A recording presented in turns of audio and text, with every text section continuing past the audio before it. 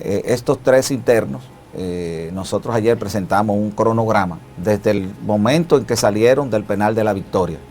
Y desde allí pues se les toma una foto, que es el protocolo, salen en un vehículo marca Toyota, tipo van. Supuestamente el teniente Montero tenía conocimiento de que hoy lo iban a secuestrar a los dos. Y al momento, bueno, ustedes ven las imágenes ahí, que es ese vehículo blanco. Miren los impactos de bala que se le ven.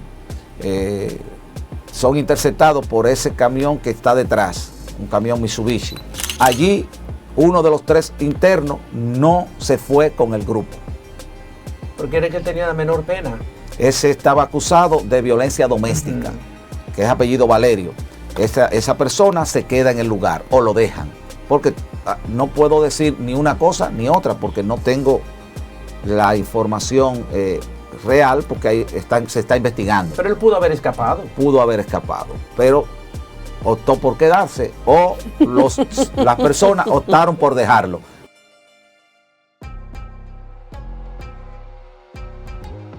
Ayer presentamos un cronograma desde el momento en que salieron del penal de La Victoria.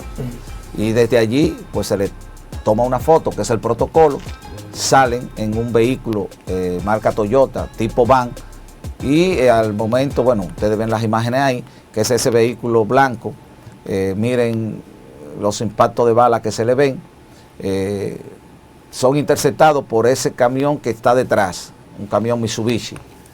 Luego, desde otro vehículo, que es una Ford negra, le realizan esos disparos. Es un proceso de investigación, todavía no podemos establecer cómo ni qué pasó. Hay que esperar el proceso investigativo. Allí uno de los tres internos no se fue con el grupo. Porque era que tenía la menor pena. Ese estaba acusado de violencia doméstica, que es apellido Valerio. Esa persona se queda en el lugar o lo dejan. Porque no puedo decir ni una cosa ni otra, porque no tengo la información real, porque ahí se está investigando. Pero él pudo haber escapado. Pudo haber escapado, pero optó por quedarse o las personas optaron por dejarlo. ¿Qué pasó? Lo dirá el proceso investigativo. Pero si él está cumpliendo, por ejemplo, Diego, si ya está cumpliendo él tiene los años. Él tiene 4 años detenido, está prácticamente... Y ya está casi saliendo. Entonces, si se fugaba, agravaba su situación. ¿Fue inteligente? Bueno, el caso es que el proceso investigativo dará todas esas interrogantes. Posteriormente, 2 de los detenidos pues se van o se lo llevan con los captores, en este caso. Y uno de ellos o lo dejaron o él se arrepintió, pero todo eso también será establecido en el proceso investigativo y llega por su propio pie, caminando solo, al Palacio de Justicia de San Pedro de Macorís, donde él enfrenta un proceso por homicidio. Allí, pues, él mismo se presenta ante la autoridad y dice, no, yo estoy aquí. Pero, ¿qué pasa? Ya en todos los medios está la noticia rodando. Y por eso, muchas veces, hablábamos antes de entrar al set, de por qué quien les habla tiene que ser muy cuidadoso al momento de dar las informaciones, porque si yo decía que ese ciudadano estaba prófugo, pues luego resulta que yo iba a ser desmentido, porque él estaba en el Palacio de Justicia y él mismo iba a decir, no, pues yo no estoy prófugo, yo estoy aquí, a mí me secuestraron, y me dejaron aquí.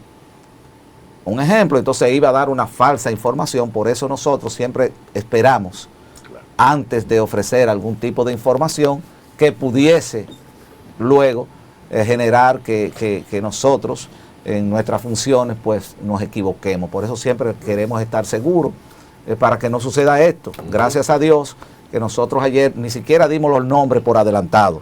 Estuvimos esperando que la Dirección de Prisiones, la Procuraduría General de la República, emitiera un comunicado dando los nombres, no el proceso investigativo.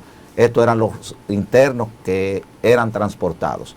Ya el proceso investigativo está en curso y en estos momentos hay varios equipos de la Policía Nacional, equipos Lince, equipos SWAT, los Boinas Grises, en compañía también de nuestros hermanos de las Fuerzas Armadas que estamos peinando todo el país en busca de estas personas y van avanzadas las investigaciones. Obviamente este hecho, discúlpame Marino, para que no se me pase, obviamente este hecho, para llevar a cabo esta interceptación, debió haber una operación, debió haber un plan bien orquestado. Y caemos, por ejemplo, al uso de teléfonos celulares en las cárceles, porque cómo se comunicaron desde la cárcel para avisarle que esos reclusos iban en ese vehículo, a qué hora habían salido de la cárcel La Victoria, por dónde iban, cómo iban a organizar el asalto, cómo iban a organizar, por ejemplo, el hecho de colocarle un camión adelante para que no pueda avanzar el minibús. Es una operación que, aunque uno la vea muy simple, es una operación compleja, en la que tienen que participar varios elementos. Entonces, volvemos al mismo tema, la permisividad para el uso de teléfonos celulares en las cárceles, igual también que armas, que tú lo sabes, que siguen ingresando armas y drogas a las cárceles. Mira, el tema de las cárceles es una problemática que se está trabajando de manera coordinada. Se ha mejorado bastante, pero evidentemente que tenemos que seguir tomando acciones para erradicar este tipo de actuaciones. Hay que precisar también que el conductor del vehículo es una persona de la clase civil, no es un miembro de la Policía Nacional, ni de los BPT, ni nada de eso, sino que esta es una investigación que está en curso ya en una segunda fase, porque toda eso que usted plantea, evidentemente que las autoridades tienen una investigación en curso. De hecho, ya están siendo entrevistadas, ya han sido interrogadas varias personas. Diego, cuando uno observa otras policías de otros países, por ejemplo, yo conozco la de Canadá, la de Estados Unidos, hay una policía que están muy vinculadas a la comunidad. Un policía en un campo de Canadá o en Estados Unidos se conoce la comunidad y conoce a la gente, y cuando va en la calle ve a alguien que tiene un expediente de él y lo ve. Juan, ¿qué tú buscas por aquí? Ah, no, ok, Juan. Hay una cercanía. Aquí hay imágenes preocupantes que salen en las redes cada día de enfrentamientos de la comunidad, de grupos comunitarios contra la policía, que a veces uno se asusta porque pueden terminar en desgracia, y los policías se han visto a veces obligados a darle un tiro a alguien porque le quieren quitar al preso en el barrio. Entonces, o te encuentras los de la DGC peleándose a trompada limpia con alguien y ellos hieren al otro, etcétera. Ese tipo de comportamiento manda una señal de que no hay un respeto hacia la policía, pero también la gente dice, por la policía en algunas acciones se ha ganado que no le respeten. En el plano educativo, en esta reforma policial que tienen ahí, el programa de vuelta al barrio, etcétera, ¿cuál es el plan que tienen ustedes para poder mancomunar, digamos, una policía más integral y que la comunidad no lo vea como enemigos que le van a hacer un prisionero en su barrio y que lo van a golpear? ¿Hay algo en ese plan? Mira, ese es uno de los pilares, son 4 los pilares, ya yo esbocé algunos, pero el tema educativo es uno de los principales pilares. Ustedes han visto que hay unos 10 intelectuales que fueron designados mediante decreto para trabajar esta reforma educativa. Y por eso le hablé de que estamos regresando a las aulas, porque la proximidad policial es algo clave para que toda la comunidad pueda ver al policía como alguien cercano, como su principal aliado. Ahí entra lo que es el patrullaje por cuadrantes, donde se va a implementar esa parte que usted está esbozando, con toda la razón, donde el policía sea conocido por el motoconchista, por la ama de casa, por el deportista, por los representantes de juntas de vecinos y demás. O sea que al tener un cuadrante, tiene un radio de acción ya delimitado, donde usted incluso va a llegar primero, o llega primero en los sitios donde que la misma llamada al 911, que aunque son policías también que llegan, y ambulancia cuando hay algún tipo de herido, se está logrando esa parte. Estamos trabajando por segmentos, por áreas. Ya nosotros estamos implementando el patrullaje por cuadrante y de proximidad en el Distrito Nacional en más de 60 sectores. Allí prácticamente la criminalidad se ha reducido en más de un 80%. Pero además de esto, hemos ido expandiéndonos, ya estamos en Jarabacoa, ya estamos en 50 sectores de San Francisco de Macorís, estamos en unos 60 sectores de Santiago y poco a poco, con la disponibilidad de personal, vamos a ir expandiendo esta modalidad de patrullaje por cuadrante, de proximidad y de cercanía, pero recuerden ustedes, nosotros iniciamos un proceso que necesitamos 15.000 agentes a lo largo para que ya la persona como Pesqueira y otros que ya hemos cumplido nuestro rol, ir sustituyendo, pero se necesita que lo que estamos seamos sustituidos por personas probas, por personas que tengan el perfil, que no sean personas, como le dije anteriormente, un sobrino mío que yo no lo soportan en la casa, que sea el que se ingrese, que sea un amigo, un pariente, sino que sean personas que, jóvenes, que quieran hacer carrera, y por eso es atractiva la Policía Nacional actualmente, porque compite con cualquier salario de zona franca, de empresa privada. En la actualidad, un joven que ingresa a la policía recibe un salario que no es el mejor del mercado, pero es muy atractivo en la actualidad. Diego, ¿qué es lo que pasa en el destacamento Naco? Que hay tantas denuncias. Yo no sé cuál es el FUCU que tiene ese destacamento, donde vimos que una persona que fue detenida fue asesinada el año pasado. Hay denuncias de personas que son detenidas, le dan golpes los mismos agentes de la policía, no le permite que hagan llamadas, duran hasta 2 días desaparecidos y están allí detenidos, su familia no saben dónde están, volviéndose locos, entre otras cosas. ¿Qué es lo que está pasando en ese destacamento y por qué las autoridades en este sentido, según puedo ver, no han intervenido y no han hecho algo para cambiar esa situación allí adentro? Mira, interesante. A veces dicen que al dedo malo todo se le pega. Y sé que surge a raíz del caso ocurrido con David. David de los Santos. David de los Santos. Evidentemente que ahí hubo una mala actuación de los agentes, falta de manejo, al no tener la educación debida, ver una persona que estaba, que fue detenida primero, no fue detenida por la policía. Fue detenida en una plaza, que ya eso es altamente conocido. O sea, que no hay una trama para apresar a nadie. Llevan la persona que con su derecho estaba reclamando porque yo estoy aquí, pero fue llevado. Ya eso es otra cosa. Luego lo esposan y lo dejan en una celda donde otros internos le dan. Pero ellos le permiten que eso suceda. Aunque ellos directamente no le dieron, pero sí permitieron que pasara el hecho. Perfecto.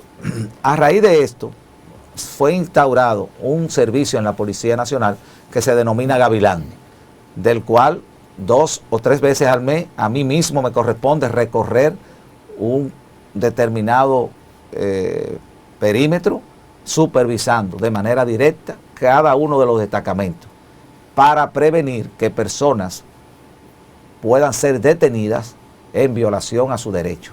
Y nosotros visitamos las cárceles, las celdas de estos destacamentos y conversamos con cada persona que está allí. ¿Por qué usted está aquí? Por esto. ¿Por qué usted está aquí? Por esto. Si vemos que no amerita estar ahí, llamamos a un familiar.